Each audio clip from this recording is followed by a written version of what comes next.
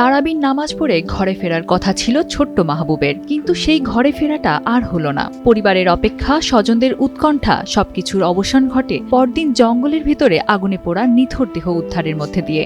গাজীপুরের এই নির্মম হত্যাকাণ্ডে ধরা পড়া যুবক এখন আদালতে স্বীকার করেছেন, গাঁজা সেবন করতে দেখে ফেলায় শ্বাসরোধ করে হত্যা করে এবং পরে লাশে আগুন ধরিয়ে দেয়।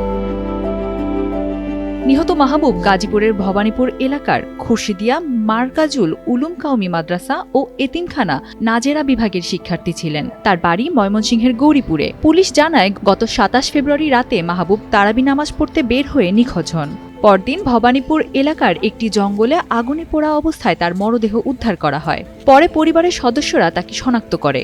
এ ঘটনায় মাহবুবের দাদা জয়দেবপুর থানায় হত্যা মামলা দায়ের করেন। পরে মামলার তদন্তভার নেয় পিবিআই। তথ্য প্রযুক্তি ও গোয়েন্দা তথ্যের ভিত্তিতে বৃহস্পতিবার রাতে ভবানীপুর এলাকা থেকে সাব্বিরকে গ্রেফতার করা হয়। তো আমাদের একটা আইডিয়া ছিল যে এটা হয়তো আসক্ত, নেশাসক্ত ছেলেপেলে কাজ হতে পারে। আদারওয়াইজ একটা মানুষকে পুড়িয়ে মারা, এটা কিন্তু একটা স্বাভাবিক মস্তিষ্কের মানুষ এই কাজটা করতে পারার কথা না আর কি।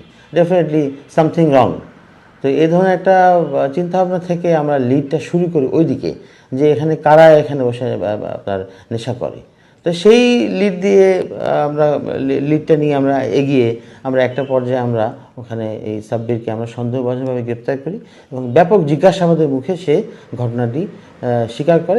জিজ্ঞাসাবাদে তিনি জানান, জঙ্গলে গাঁজা সেবনের সময় মাহবুব দেখে ফেললে ক্ষিপ্ত হয়ে তাকে হত্যা করেন। পিবিআই বলছে, পেশাদার তদন্তের মাধ্যমে দ্রুত হত্যার রহস্য উদ্ঘাটন ও অভিযুক্তকে গ্রেফতার করা সম্ভব হয়েছে। Sanjida Laboni, Times today.